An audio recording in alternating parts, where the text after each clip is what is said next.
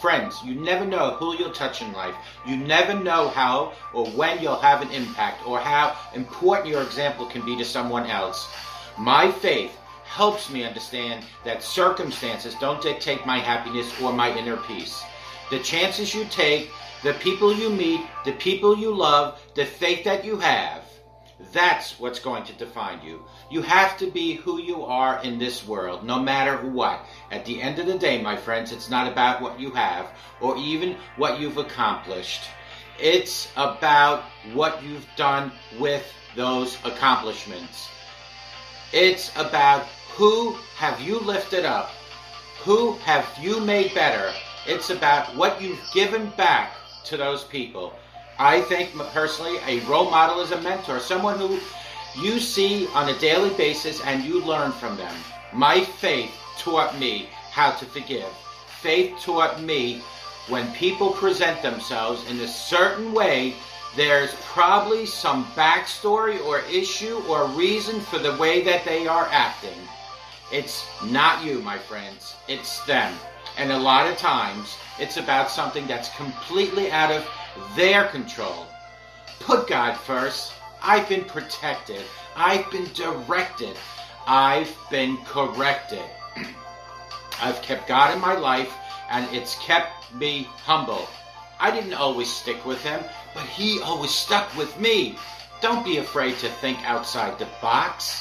Don't be afraid to fail big, to dream big. But remember, dreams without goals are just dreams, and they ultimately fuel disappointment.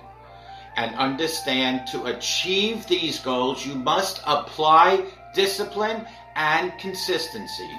You'll never see a U-Haul behind a hearse. It's not how much you have in life. It's about what you do with what you have.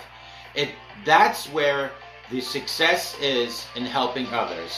Say thank you in advance for what's already yours.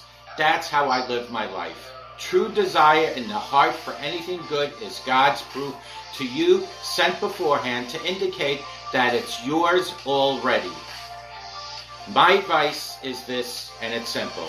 Don't just aspire to make a living. Friends, aspire to make a difference. And may God bless each and every one of you, and take good care. Good morning. Bye-bye My now. name is Ralf Friedrichs. I am an addiction recovery coach, a life coach, and the host of this show, Take Your Life Back Today radio show. You can see a video version of this if you go to YouTube under channel Take Your Life Back Today show. Get into the full light. You notice there's hardly any light. Well, get into the full light this morning. For a long time, I was puzzled as to why one of the trees in our backyard was growing at an angle.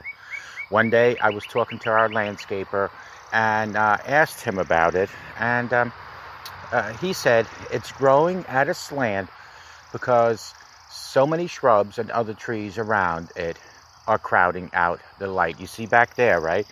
See all those trees? Well, one was grown slanted. That tree is struggling to grow toward the light. If you prune away some of the bushes and branches, you'll open up space for the light to get to the tree. And it might straighten out and grow properly. Friends, the Apostle John wrote, Jesus Christ is the light of the world, and the darkness of this world cannot overcome it. Jesus says, if you follow me, you won't be stumbling through the darkness, for the living light will flood your path. In John 8:12, as God now is turning on the lights for us humans here on the East Coast, get into the full light. Perhaps you're struggling to get through to the full light of Jesus. Maybe you've allowed too many things to crowd your life. Maybe business is crowding in, or perhaps some friends who don't share your values are blocking your light. They don't understand the importance of being in the house of God or the value of prayer and of worship. But you keep letting them pull you away because they've been friends for a very long time. Some people don't even realize that unforgiveness and anger can block our lives from being totally exposed to the light of God.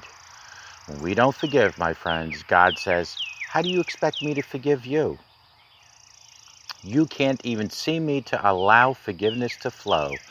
And the Bible says, Don't let the sun go down on your anger in Ephesians 4:26, because when anger stays around too long, it creates a division in our life that covers us. So, friends, the sun may come up in the morning as it's trying to do right now, but the anger does not allow God's light to shine into our lives. Today, I encourage you to start to prune your life of whatever it is that is stopping you from being fully exposed to God. You can prune some of the busyness from your life.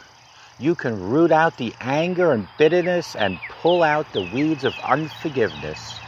Don't allow friends to stand in the way and keep you in dark place. And don't let even good things keep you from spending time with God, His Word, and His prayer. It's time to let the light shine in fully as God is doing for us here on the East Coast on Earth. Get rid of whatever is blocking the light and let God's presence shine on you and light up your life today and forever after. I want to challenge you to take 10 minutes today and tomorrow and the next day to sit and be with God and read His Word. Don't let anything keep you from it. With all the distractions in the world, give God back 10 minutes because He gave you life. Call me at 844-405-HELP. Together we can help each other take our lives back. Be good to yourselves. Always be good to each other. Remember, a simple smile to a stranger can change that stranger's day and can change their life and can make a difference in your life. God is turning on the light, so let's enjoy life. Provide 10 minutes to God, for He has given you life.